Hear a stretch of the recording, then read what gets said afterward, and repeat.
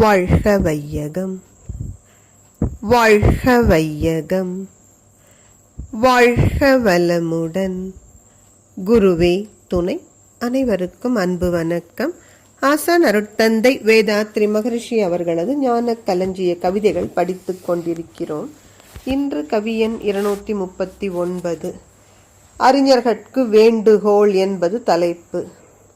மனித இன தோற்றத்தின் மாண்பறிந்து பிறரை மதித்து உலகில் மனம் உவந்து தொண்டாற்றி வாழும் புனிதமுள்ள மதம் ஆட்சி பொறுப்பிலுள்ள தலைவர் புகழ் நீதித்துறையோரே, புலவர்களே, கலைஞர்களே, தனி மனிதன் சுதந்திரத்தை மதித்து அவர் வாழ்வின் தரம் உயர்த்த சிந்தித்து தொண்டு புரிவோரே, கனிவுடனே வணங்குகின்றேன், வேண்டுகின்றேன், கேட்டு கருத்துணர்ந்து நலம் செய்வீர் கடமை உணர்வோடு.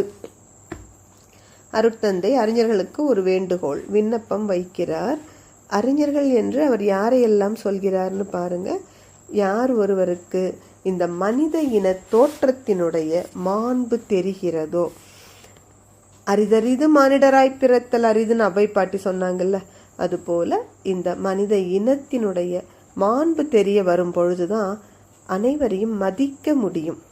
மகிழ்ச்சியோடு யார் ஒருவருக்கு தேவை இருக்கிறதோ அந்த இடத்துல அந்த தேவையை நிறைவு செய்யக்கூடிய தொண்டு செய்கிற மனம் வரும்.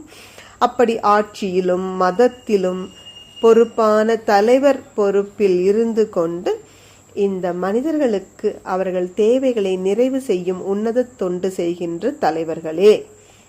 அறிஞர்கள்ல முதல் டைப் இவங்க தான். அடுத்தது நீதித்துறையில் இருக்கின்றவர்களே, புலவர்களே, கலைஞர்களே. அது மட்டுமல்ல, ஒவ்வொரு தனி மனிதரது சுதந்திரத்தையும் மதித்து அந்த தனி மனிதரது வாழ்வின் தரம் உயர்வதற்காக அல்லும் பகலும் சிந்தித்து தொண்டாற்றும் அறிஞர்களே, உங்கள் அனைவரையும் நான் கனிவுடனே வணங்குகின்றேன், வேண்டி கேட்டுக்கொள்கிறேன். நீங்கள்தான் இந்த கருத்தை உணர்ந்து நலம் செய்ய வேண்டும், உங்கள் கடமை உணர்ந்து.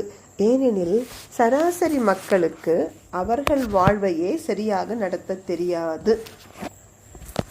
அந்த மக்களது வாழ்வை உயர்த்துவது அறிஞர்களது கடமைதான். ஏனெனில் அறிஞர்களால் தான் முடியும். சிந்திக்கும் ஆற்றல் மிக்க அறிஞர்கள் தான் எந்த தேசத்திலும் தனி மனிதர்களது வாழ்க்கை தரத்தை உயர்த்த முடியும். அந்த வகையில் அருட்தந்தை அறிஞர்களை வணங்கி கேட்டுக்கொள்கிறார். தனி மனிதன் வாழ்வின் தரம் உயர்த்த. நன்றி. வாழ்க வளமுடன்.